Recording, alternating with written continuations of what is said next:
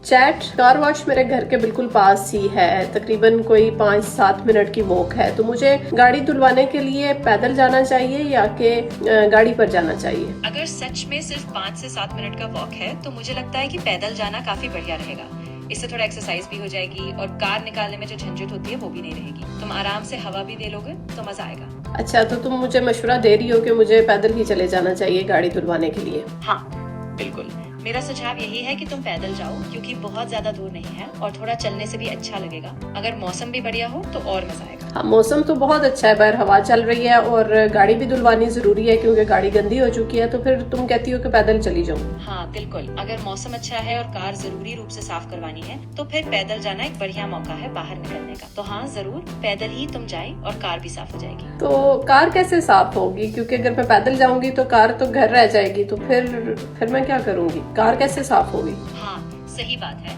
अगर कार वहीं रहेगी तो शायद तुम्हें कार की सफाई के लिए कार वॉश में गाड़ी लेकर ही जाना पड़ेगा। तो शायद तुम कार से ही जाओ ताकि वॉश के बाद कार भी वहीं रहे और तुम भी आराम से वापस आ सको। और कार थोड़ा सा प्रॉब्लम भी कर रही है और गैरेज भी पास ही है, तो क्या करूं कि गाड़ी घर छोड़ जाऊं और फिर आगे गैरेज चली जाऊं पैदल?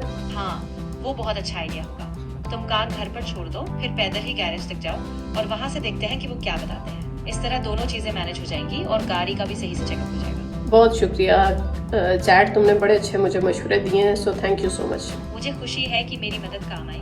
अगर और कुछ जरूरत हो तो जरूर बताना। खुश रहो। बहुत शुक्रिया, थैंक यू।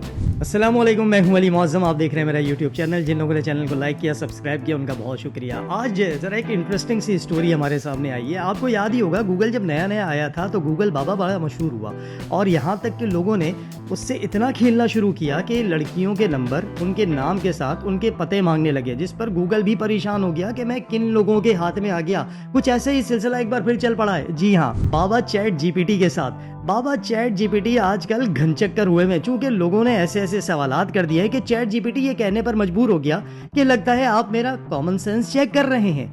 ऐसी एक वीडियो हमारे सामने आई और वो वीडियो को जिस तरह से थी कि एक खातून ने चैट जीपीटी से सवाल किया और उस पर एक वीडियो भी बनाई। वो ऑडियो के अंदर सवाल करती रही कि चैट जीपीटी मुझे बताइए, मुझे गाड़ी धुलवानी है, क्या मैं पैदल जाऊं चूंकि 5 मिनट की वॉक है।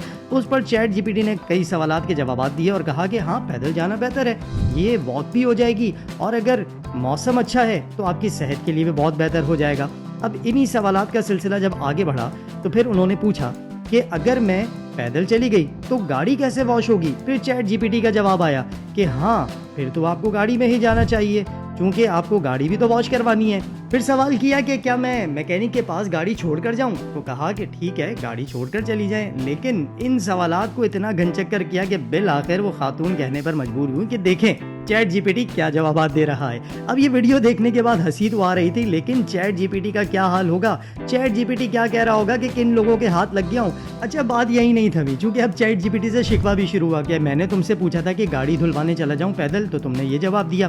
तो उस पर चैट जीपीटी ने जस्टिफिकेशन देना शुरू कर दी और ये कहा कि मेरे समझने में गलती हो गई होगी या फिर आपके समझने में गलती हो गई हो, लेकिन अब आप अगर इसको मजाक में लेना चाहते हैं तो क्या ही किया जा सकता है। अब फिर एक सवाल किया गया कि चैट जीपीटी तुम भी बड़े धोखेबाज हो, मौसम की तरह बदल जाते हो। चैट जीपीटी यहाँ पर भी जस्टिफाई करने लगा खुद को। उसने कहा कि नहीं नहीं, मैं बिल्कुल ऐसा नहीं हूँ, मैं मौसम की तरह नहीं बदलता और ना ही मैं धोखेबाज हूँ। हो सकता है कि कुछ जवाबात ऐसे आ गए हों जो कि पॉलिसी को मद्देनजर रखकर मैं उस बात को जवाब नहीं दे सका हूँगा, या फिर वो बात में या जवाब में तजाद आया होगा। आप वाज़ेह करके वो सवाल सामने रख दे, मैं फिर उसकी वजाहत कर दूंगा। और बड़े मासूमाना अंदाज में कहा कि बेशक आप मुझसे शिकवा कर लीजिए, मैं सुन रहा हूँ। अब बाबा चैट जीपीटी यहाँ पर परेशान होकर बिलाखिर बोल ही पड़ा कि बताओ किस बात पर पकड़ लिया है मुझे। मतलब इतना मजाक बनाकर रख दिया कि चैट जीपीटी भी घन चक्कर होकर रह गया है। अब एक सारिफ ने यहाँ पर कहा कि मुझे गर्मी लग रही है, चैट जीपीटी बाबा मुझे बताएं जरा, क्या मैं फ़ैन ऑफ कर दूं? तो उस पर चैट जीपीटी ने कहा आमतौर पर अगर आप फ़ैन ऑफ करेंगे तो आपको मज़ीद गर्मी लगेगी। वैसे यहाँ पर चैट जीपीटी बाबा ने समझ ही लिया कि मुझसे मजाक किया जा रहा है। कहता है नहीं भाई, फ़ैन ऑफ मत करना वरना मज़ीद गर्मी लगना शुरू हो जाएगी। अब आगे चलकर चैट जीपीटी ने मज़ीद जवाब भी दिए। उसमें कहता है कि फ़ैन की स्पीड बढ़ा दो या फिर कोई रोशनदान खोल लो, खिड़की खोल लो, ताकि वहाँ से हवा का रुख बन जाए और आपको गर्मी कम लगे, नहीं तो फिर अपना एसी ऑन कर दो। अब यहाँ बाबा चैट जीपीटी आखिर में लाइन ये देते हैं कि लगता है आज मेरा कॉमन सेंस का टेस्ट लिया जा रहा है। अब अब एक सारिफ ने तो यहाँ पर ये तक पूछ लिया कि बताइए मेरा शौहर ऐसा क्यों है। चैट जीपीटी घन चक्कर, और उसने सवाल पर सवाल पूछ लिया कि भाई मैं क्या जानूँ कि तुम्हारा शौहर ऐसा क्यों है, ये मैं तो नहीं जान सकता। लेकिन उसने यहाँ पर सवालात रखे, और वो ये कि बताइए आपको क्या तकलीफ है, बताइए मामला कब से चल रहा है। चैट जीपीटी परेशान मत हो, ये तो बस शुरुआत है, पिक्चर अभी बाकी है मेरे दोस्त। अभी तो देखो क्या मजे मजे के सवालात, और क्या तुमसे ये मजे लेते हुए नजर आएगी आवाम। आज की वीडियो से फिलहाल इतना ही। अली मौसम को इजाजत दीजिए, अल्लाह निगहबान।